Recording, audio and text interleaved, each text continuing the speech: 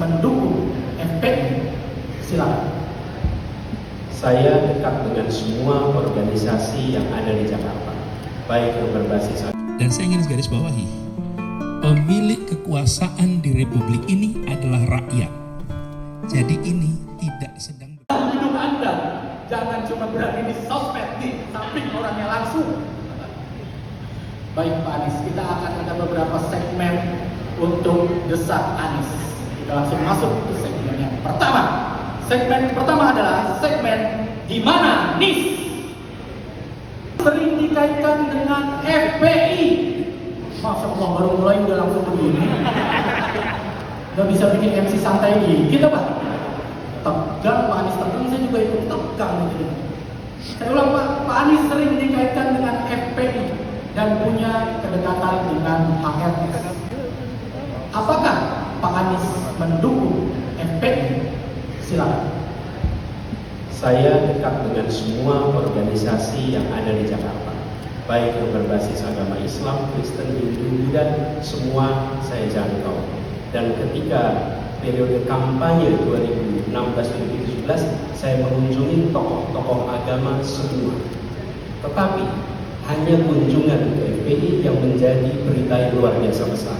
Ketika saya bertemu dengan komunitas Katolik, komunitas Hindu, komunitas Buddha, itu tidak menjadi exposure yang besar.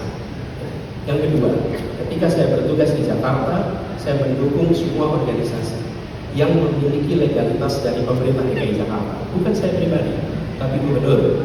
Tugas gubernur adalah berkomunikasi dengan semua, memfasilitasi dengan semua, dan harus menerapkan prinsip kesetaraan di dalam membuat kebijakan. Tidak berat sebelah untuk semua kelompok, baik agama, etnis, suku. Itu jawaban saya. Terima kasih. Ketiga, pengendalian COVID kemarin menurut saya rapat pemerintah tahun ini cukup baik. Dan jeleknya pemimpin-pemimpin Indonesia menurut saya itu selalu melakukan perubahan yang dimana start dari nol lagi. Jadi sehingga kita ini masyarakat bingung gitu, arahnya tidak melanjutkan, tidak memperbaiki, bahkan tidak mendevelop, tapi berubah dari nol lagi. Dan menurut saya itu sangat sayang sih. Itu sih pertanyaan pertama. Sama pertanyaan kedua Pak, kalau Bapak jadi presiden, mungkin nggak akan ada coffee morning dengan presiden-presiden sebelumnya? Karena saya lihat ini jeleknya di Indonesia juga, setiap presiden terpilih, ketika dia sudah selesai jadi presiden ya, dia mementingkan politiknya masing-masing, tapi tidak mementingkan negara. Itu yang dimana saya.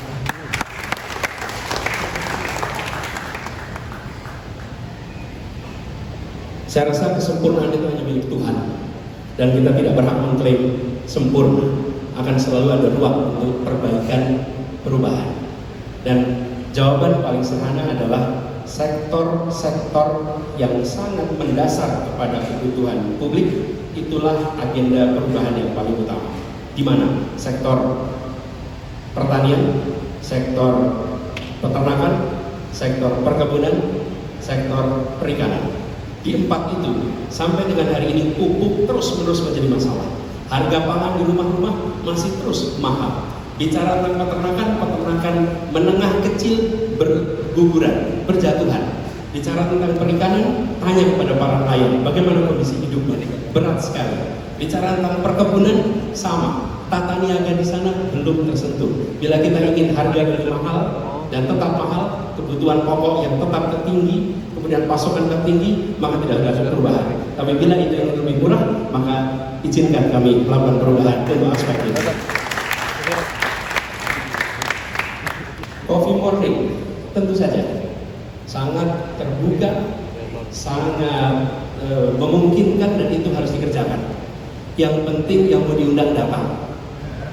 Kadang-kadang sering problemnya bukan pada pengundang, problemnya ada pada yang diundang. Karena itu kami berharap nanti setelah selesai, presiden yang sudah selesai mengabdi berkenan untuk hadir dalam undangan presiden yang berikutnya.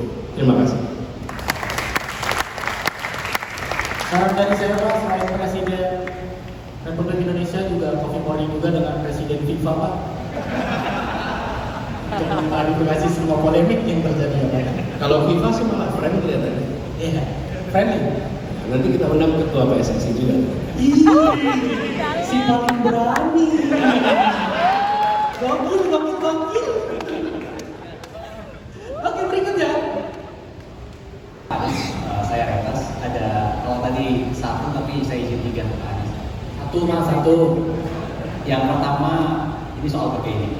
Pak Anies tidak bergaining. Pak Anies tidak memiliki partai politik, tidak memiliki organisasi massa yang cukup besar, dan tidak memiliki kapital yang cukup. Apa bergaining Pak Anies di hadapan para partai politik yang mendukung Pak Anies di masa mendatang, ketika permintaan mereka berbeda dengan aspirasi rakyat yang memilih Pak Anies di masa yang mendatang? Yang kedua, cukup mas, satu. Boleh Pak Anies? Boleh. Yang kedua, Pak Anies selalu, Kalau saya semua terserah editor nanti berpakai Pak Anies selalu mengatakan soal keadilan, dan Indonesia punya tujuan untuk mewujudkan keadilan sosial. Apa langkah konkret dari Pak Anies untuk nanti mewujudkan keadilan sosial bagi rakyat Indonesia? Karena sekarang pemerataan itu belum dirasakan oleh banyak penduduk di Indonesia saat ini. Yang terakhir Pak Anies, ini soal mega-mega proyek. Indonesia saat ini memiliki banyak mega proyek yang kalau dilanjutkan bisa jadi membebani APBN kita yang cukup besar, tapi kalau di stop kita sudah keluar cukup banyak, maju kena, mundur kena. Apa yang akan Pak Anies lakukan terhadap mega-mega proyek tersebut secara konkret? Terima kasih Pak Anies. Bung Lepas, ketika saya bertugas di Jakarta, saya pun tidak memiliki partai politik, dan diusung hanya 2 partai. Kemudian 7 partai lainnya itu tidak mendukung. Apa yang terjadi? Kita susun argumen yang masuk akal, lalu bicara dengan anggota-anggota dewan satu persatu. Saya ketemu dengan semua, termasuk anggota dewan yang partainya berseberangan dan sering mengkritik di media. Saya sampaikan argumen itu, saya sampaikan manfaat itu. Saya percaya hal yang lebih baik untuk masyarakat itu akan diterima. Ada situasi di mana mereka akan blok kerjanya. Kami mau menjual saham, akhirnya tidak bisa terlaksana. Tapi saya percaya persuasi, dan pada akhirnya bergening yang terkuat adalah dukungan dari rakyat. Sampaikan hal yang baik pada rakyat, minta dukungan pada rakyat, itu jauh lebih powerful daripada dukungan dengan 1-2 partai. Di situ kekuatan. Kemudian keadilan. Keadilan ini konkretnya pertama harus memastikan bahwa seluruh rakyat mendapatkan kebutuhan pangan yang tercukupi. Jangan lapar, jangan mereka tidak mendapatkan pasokan makanan. Kalau itu tidak terpenuhi, itu masalah. Dan ini nomor 1.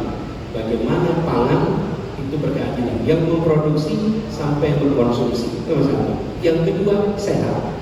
Sehat itu artinya akses fasilitas kesehatan yang merata dan bantuan untuk hidup sehat dari mulai ibu mengandung sampai dengan lansia, dan itu bisa dikerjakan oleh negara. Yang ketiga, pendidikan yang berkualitas sampai tuntas, dan yang keempat adalah membuka akses lapangan pekerjaan di tempat-tempat yang biasanya tidak ada akses pekerjaan.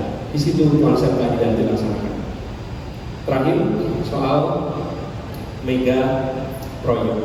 Ini bukan selera, ini uang rakyat dan dibiayai dengan uang rakyat. Karena itu saya akan katakan ada 4 prinsip. 1, harus berkeadilan. 2, kepentingan publik. 3, menggunakan data, common sense, akal sehat. Dan 4, regulasi. Maka yang saya akan kerjakan adalah meminta asesmen objektif dengan 4 prinsip itu di tiap-tiap hal yang dianggap problematik. Kalau tidak problematik, jalan terus. Tapi bila dianggap problematik, lakukan assessment, lalu laporkan kepada publik. Jadi bukan selera seorang presiden terpilih atau selera seorang menteri yang baru tunjuk, tapi ini dikerjakan oleh tim yang transparan. Laporkan kepada publik apa solusinya, bahas dengan publik, sehingga ketika itu dijadikan keputusan, Bapak publik tahu bahwa uangnya tidak sia-sia. Begitu jawaban kami. Oke, cukup ya. Bapak, dari sekian banyak orang yang menanya. Gimana? Kalau bilang teman-teman gimana?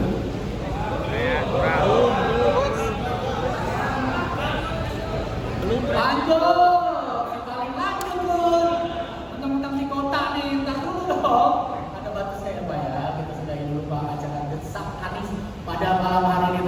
untuk kita semua.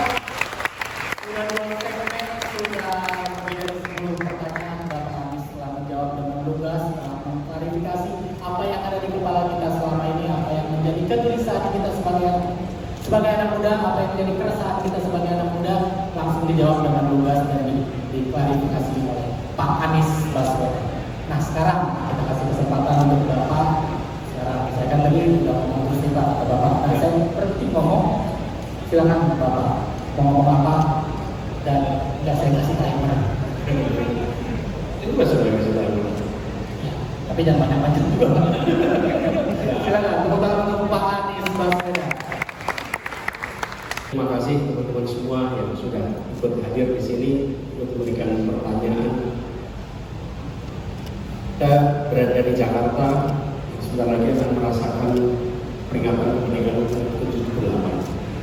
Ketika Republik ini didirikan, orang-orang yang berkumpul adalah people of ideas, orang dengan gagasan, orang dengan wawasan, yang kemudian mereka tuliskan itu menjadi sebuah gagasan Republik Indonesia yang ada dalam pembukaan Undang-Undang Dasar. Itu adalah cita-cita, itu tujuan, itu janji. Kemudian kita mulai action. Actionnya kapan? Mulai kita merdeka sampai dengan sekarang. Lalu kita melihat accomplishment. Nah, saya ingin mengajak kepada semua di dalam proses pemilihan umum yang akan terjadi besok, Pilpres, itu adalah fase 5 tahunan di mana bangsa ini menentukan arah 5 tahun ke depan dalam action untuk mendapatkan cita-cita pendiri Republik. Cita-citanya apa? Masyarakat yang adil dan makmur. Keadilan sosial itu menjadi kalimat penutup. Kita ingin itu terjadi. Nah, karena itu saya mengajak kepada semua, mari menilai gagasannya, menilai actionnya yang sudah dikerjakan oleh tiap-tiap kandidat yang ditawarkan kepada kita. Lihat rekam jejaknya dan tambah lagi accomplishment-nya. Gagasan, action, accomplishment. 3 itu disandingkan, lalu pilih yang menurut kita rekam jejak 3 aspek itu paling bisa membawa Indonesia lebih baik. Karena di situ